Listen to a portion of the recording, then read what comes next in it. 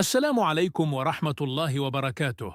سنتكلم اليوم على كل من الموعد والتوقيت والقناة الناقلة، وأيضا ترتيب كل الناديين، وذلك المباراة نادي أولمبيك أقبو ونادي الرياضي القسنطيني في الجولة 23 المؤجلة من الدوري الجزائري. إذن فيما يخص الموعد والتوقيت فسوف تلعب المباراة يوم الجمعة، أي في 30 من هذا الشهر، وذلك بداية من الساعة 5 مساء حسب توقيت المغرب والجزائر وتونس، وسوف تنقل المباراة على قناة الشبابية 6 للتلفزيون العمومي الجزائري. وكترتيب لكل الناديين: نادي الرياضي القسنطيني في المرتبة 9 برصيد 34 نقطة، ونادي أولمبيك أقبو في المركز 14 برصيد 29 نقطة. لا تنسوا أن تتركوا لنا تصويتاً على من سيفوز في هذه المباراة.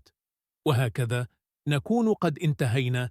لا تنسوا متابعتنا، والصلاة على رسول الله عليه أفضل الصلاة والسلام.